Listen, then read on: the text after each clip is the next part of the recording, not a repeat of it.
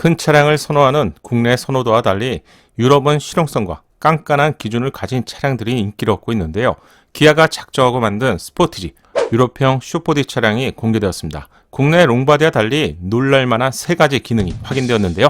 감히 기아가 고급 세단에서 제공되는 전자식 서스펜션을 탑재했고요. 고급 차량의 상징인 매트릭 LED 헤드램프까지 적용되었습니다. 또한 고급감을 높이는 스웨이드 재질의 마감 소재와 차별적인 디자인까지 볼 수 있는데요. 이 정도라면 글로벌 동급 최강이라고 할 수 있는데, 한마디로 놀라움이 가득한 유럽형 스포티지 슈퍼디를 만나보시죠.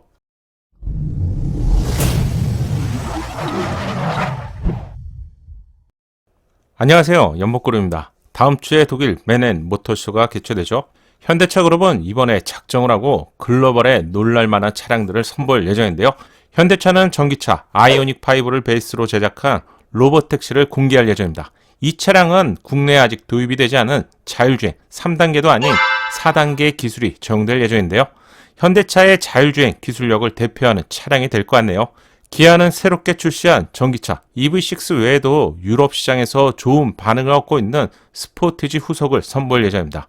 기아의 비장의 무기라고 할 수 있는데, 슈퍼디 차량은 국내 롱보디 차량보다 133mm가 더 작은 사이즈인데요.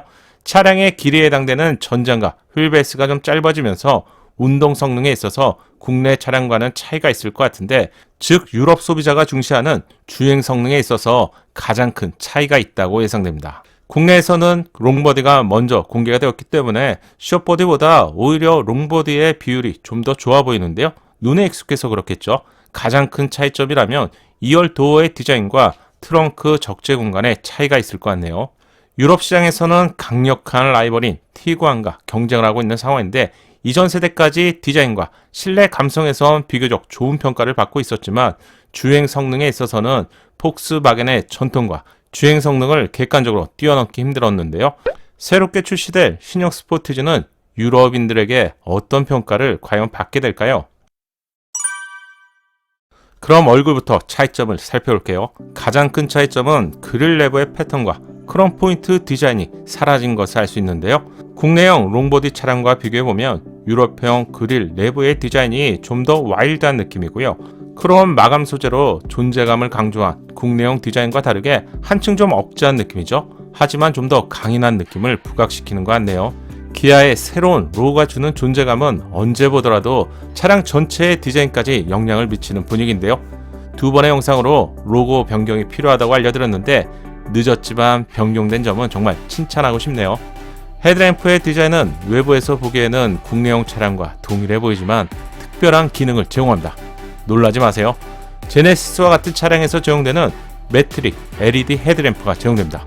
대형급도 아니고요, 중형급도 아닌 준중형급 차량인데 매트릭스 LED 앰프가 제공될 수 있군요. 이런 점을 본다면 기아가 유럽 시장에 얼마나 많은 공을 들이고 있는지 알 수 있는 대목이죠.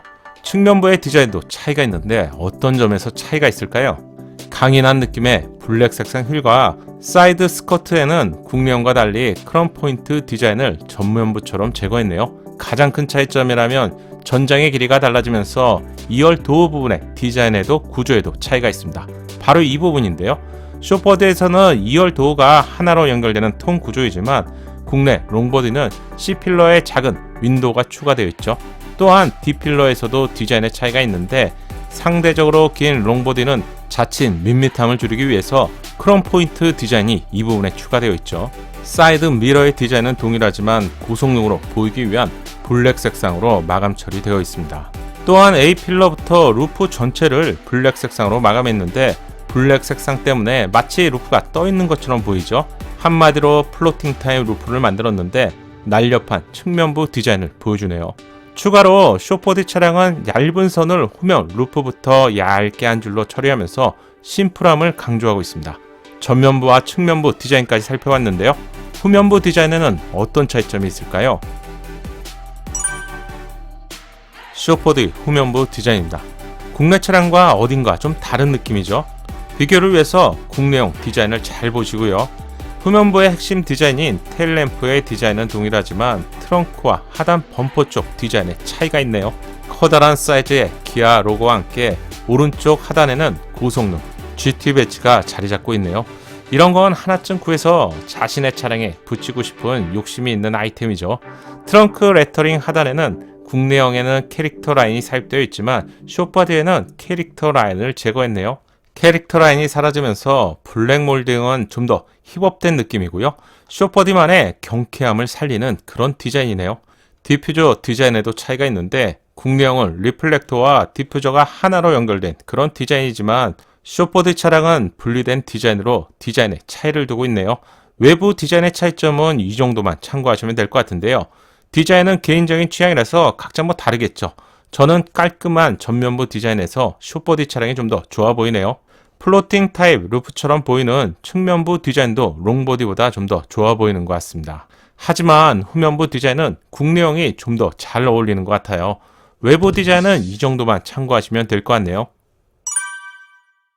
실내의 차이점을 보기 전에 한 번 더 놀랄만한 기능을 발견할 수 있습니다. 엔진룸을 보면 전륜 조행 장치를 고정하는 마운트 부분에 전자제어 서스펜션이 장착된 것을 확인할 수 있네요.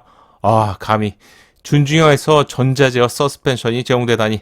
사실 기아의 고급 세단인 K8이 출시가 되기 전까지는 전자제어 서스펜션은 제네시스 브랜드만의 특화된 기능이었죠. 승차감에 있어서 있고 없고의 차이가 확실한데 비교적 착한 가격에 구입할 수 있는 옵션이라서 K8 영상이나 제네시스 영상에서 제가 공통적으로 전자제어 서스펜션은 꼭 구입하라고 알려드리고 있는데요. 하지만 준중형급 차량에 전자제어 서스펜션까지 적용되어 있다니 기아 정말 이 정책적으로 대단한데요. 스포티지가 공개가 되면서 급을 뛰어넘는 파노라믹 디스플레이가 적용되면서 정말 많이 놀랐죠. 유럽형에는 전자제어 서스펜션까지 새롭게 적용했습니다. 정말 대단한데요. 개인적으로 애프터마켓을 통해서 작업할 수 있다면 꼭 하고 싶은 기능 중에 한 가지죠. 실내로 들어오면 기능이나 디자인에는 큰 차이점이 없습니다. 다만 고성능 GT라서 좀 더 고급스러운 소재가 적용된 것을 확인할 수 있는데요. 주요 마감 소재의 차이가 있는데 여기에 놀랄만한 소재가 보이네요. 우선 도어 트림과 시트 쪽을 보면 고급감을 높이는 스웨이드 소재가 적용되어 있습니다. 별것 아닌 것 같지만 막상 사용해보면 확실히 고급감을 전달하는 마감 소재죠. 시트에는 GT 라인을 각인한 것을 볼 수 있는데요. 시트의 형상에 있어서도 차이가 있네요. 또한 등받이 좌우에도 스웨이드 재질을 볼 수 있네요. 2열 시트에서도 스웨이드 소재가 적용되어 있는데 사진으로 보면 천장 쪽에도 스웨이드 소재인 것 같아요. 유럽 시장이나 미국 시장에서 잘 나가는 동급 차량에서 이 정도로 고급스러운 수준의 차량을 볼 수 없죠. 아마 제 생각에는 기아가 감성적인 부분을 작정하고 출시한 것 같은데요. 국내도 감성을 중요시하는 소비자가 많은데 이런 부분은 좀 같이 정해주면 좋겠습니다. 2열 공조기 송풍구 하단에는 온도를 조절할 수 있는 기능이 제공되네요. 트렁크 적재 공간은 준중형급 차량임을 고려했을 때 충분하지만 국내 롱보디보다는 적재 용량에 있어서 좀 더 작을 것으로 예상합니다. 하지만 동급 경쟁 차량 대비 이 정도만 되어도 경쟁력이 충분히 높다고 생각되네요. 이번 영상을 요약하면 유럽형 스포티지 쇼버디 차량에는 승차감을 차별한 전자제어 서스펜션이 적용되었다. 두 번째, 야간의 시인성을 높여주는 지능형 매트릭스 LED 헤드램프가 적용되었다. 세 번째, 외부 디자인의 차이가 좀 있었고요. 실내에는 확실히 더 고급스러운 소재가 적용되었다. 네 번째는 전장을 줄이면서 좀 더 스포티한 주행 성능을 제공할 것 같다. 이 정도로 국내형 롱보디와 유럽형 숏보디 차량의 차이점을 요약할 수 있을 것 같네요. 제가 준비한 영상은 여기까지입니다. 여러분의 소중한 생각도 알려주시고요. 영상이 도움되셨다면 구독과 좋아요 부탁드릴게요. 여러분의 격려가 영상을 제작하는 데 큰 힘이 됩니다. 감사합니다.